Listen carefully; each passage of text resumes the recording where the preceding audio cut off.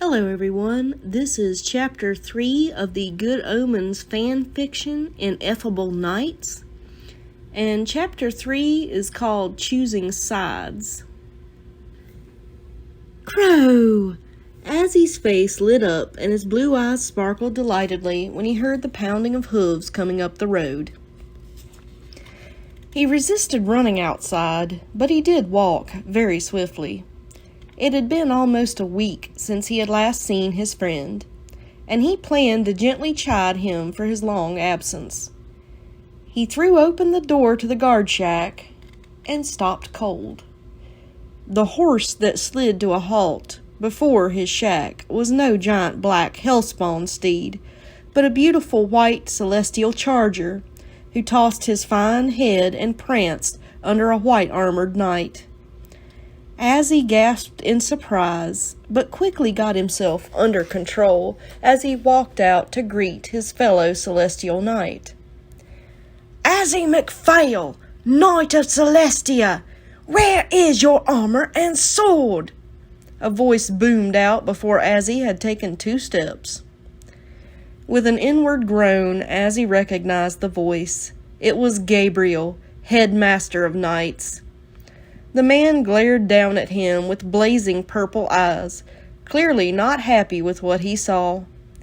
Azzy gave him a timid smile and clasped his hands behind his back to keep them from wringing with anxiety in front of him. "Why, Headmaster Gabriel, how pleasant to see you. It was so late in the evening, sir. I went ahead and took my armor off so I could enjoy dinner. My sword is just inside there against the wall. So few travel out of the dark forest at night. I honestly wasn't expecting—" Gabriel waved a dismissive hand, and Azzy shut his mouth. "That's your problem, young knight. You weren't expecting. A celestial knight guarding the eastern road to the cursed forest should always be ready for anything. That armor and sword should be on you at all times, unless you are asleep." Gabriel's frown was severe. "Yes, I'll remember that." Azzy tried to sound properly chastised, but his mind was burning with questions. "So, did you enter the cursed wood by the southern road, then? Whatever for?" "Of course I use the southern road to enter. It's closer to Celestia. Unfortunately, the fiend I was after fled in this direction. By the time I lost his blood trail, it was easier for me to return home by this road." "Oh, really? Well, sounds like you really gave him a what for." Azzy kept the smile on his face, but his blood ran cold as ice. Blood trail? His panicked brain screamed. Surely it wasn't— What sort of fiend was it? A troll? "Nope, not this time. It was one of the bloody fallen. Ugly bastard, eyes like a snake." Gabriel sniffed. "I was riding through the human village, and there it was, trying to buy pastries from the local baker. Can you imagine? So I did the lady a good service and attacked the fiend. But he was too fast. The big black horse of his outran mine. I gave chase, but—" The knight shrugged, and a smug grin crossed his face. "Doesn't matter. He's been cut with a holy blade. He'll probably crawl off and die in that accursed wood somewhere. Even their own kind won't help a fallen." Gabriel spat in the dirt. "Bloody vile creatures. I look forward to the day the king calls on us to march across this cursed forest to the kingdom of the fallen itself and wipe out every single one." Azzy felt like he might either faint or vomit, but he did neither because the last thing he needed was Gabriel seeing it and asking questions. "Well, sounds like you've done a splendid job yet again, Gabriel," he forced out. "Well, that is my job as a celestial knight, boy. Yours as well. So if you see that thing lurking around, finish it off. Beheading works best." Gabriel looked Azzy up and down again. "And in the future, McPhail, don't come out to greet people unarmed, wearing such a ridiculous frilly shirt.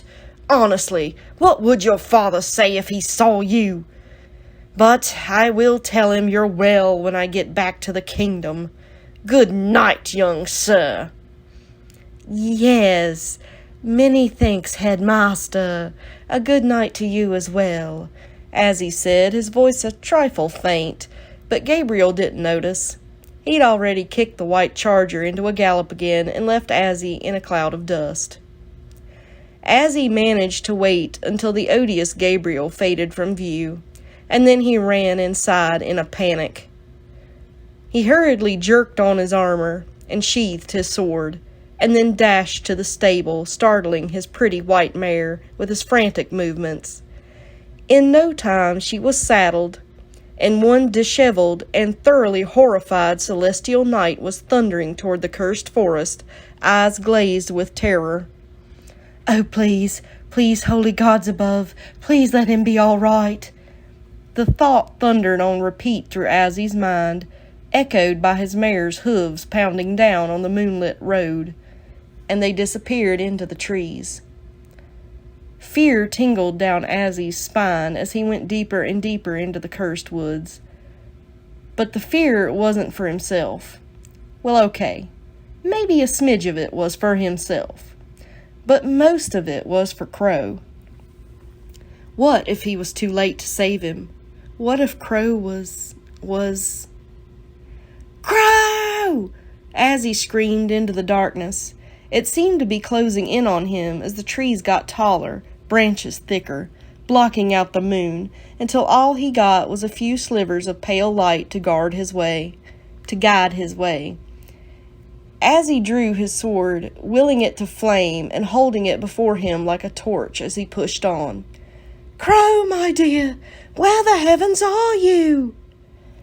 A low groan reached his ears, and then a weak voice replied, "Don't go throwing around those sorts of words, Angel. I'm sick enough." With a sob of relief, Azzy threw himself off of his horse and ran toward the voice. Behind a giant thorny bush stood Crow's black horse, and on the ground, slumped back against a tree, was Crow. And that is going to do it for part 1 of chapter 3. I will record the next one just as soon as I can.